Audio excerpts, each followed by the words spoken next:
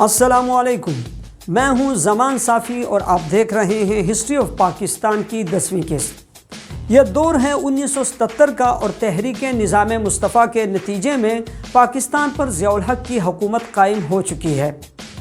بھٹو کے پھانسی کے رد عمل میں پیپلز پارٹی دو دھڑوں میں بٹ گئی۔ بھٹو کی بیٹی بے نظیر نے سیاسی جدوجہد کرنے کا فیصلہ کیا، جبکہ بھٹو کے دونوں بیٹے شاہنواز بھٹو اور مرتضیٰ بھٹو افغانستان چلے گئے اور مسلح تنظیم الذوالفقار قائم کر لی۔ انہوں نے جنرل ضیاء کو قتل کرنے کی متعدد کوششیں بھی کیں۔ الذوالفقار نے 1981 میں PIA کا طیارہ اغوا کر کے کابل میں اتار لیا۔ الذوالفقار نے طیارے کے بدلے ضیاء حکومت سے اپنے 55 ساتھیوں کی رہائی کا مطالبہ کیا۔ یہ ہائی جیکنگ 13 دن تک جاری رہی۔ اسی دوران شاہنواز کے ساتھی ہائی جیکر سلام اللہ ٹیپو نے میجر طارق کو گولی مار کر ہلاک کر دیا اور طیارے سے نیچے پھینک دیا۔ اس حادثے کے بعد ضیاء کو ہائی جیکرز کے مطالبات ماننے پڑے، لیکن اس واقعے کو زیادہ عرصہ نہیں گزرا تھا کہ الذوالفقار کے شریک بانی شاہنواز بھٹو فرانس میں اپنے کمرے میں مردہ پائے گئے اور وہ شخص جس نے میجر طارق کو گولی ماری تھی اسے کابل میں پھانسی دے دی گئی۔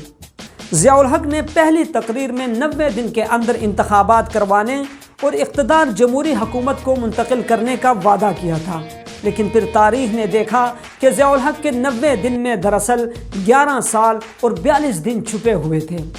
ضیاء الحق ایک ذہین اور سختگیر ڈکٹیٹر تھے۔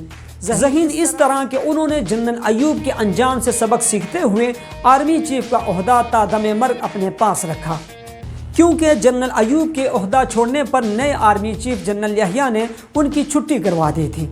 سختگیر اس طرح کہ بھٹو کے پھانسی کے بعد بھی ان کی پوری توجہ پیپلز پارٹی کو کچلنے میں لگی رہی۔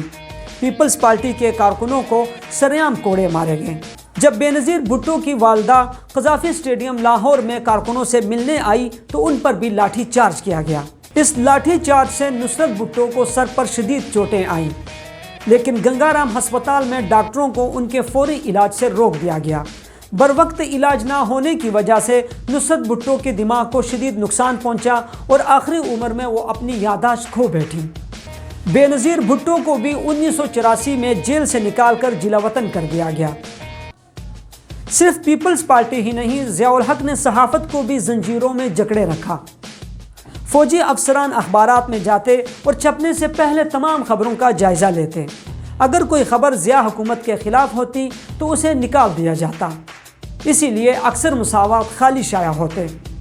دیکھنے والے سمجھ جاتے تھے کہ خالی جگہ پر ایسی خبریں تھیں جنہیں ضیاء حکومت نے سینسر کر دیا ہے۔ روز روز کی سینسرشپ سے اکتا کر ماشاء اللہ حکام نے 15 اکتوبر 1979 کو روزنامہ مساوات اور روزنامہ صداقت بند ہی کر دیے۔ اردو کے معروف شاعر حبیب جالب کو بھی ضیاء دور میں زدوقوب کیا گیا۔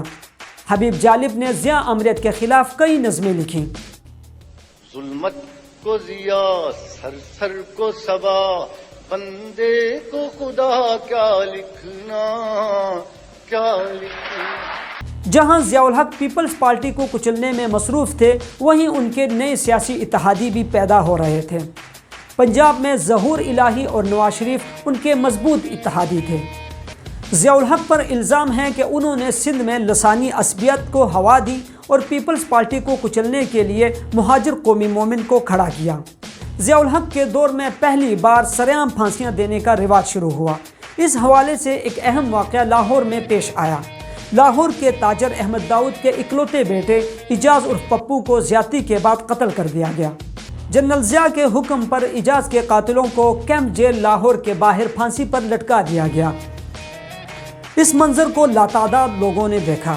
ان سخت سزاؤں کی وجہ سے جرائم میں کسی حد تک کمی آئی، لیکن قوانین میں ترمیم کی وجہ سے کئی معصوموں کو نقصان بھی پہنچا۔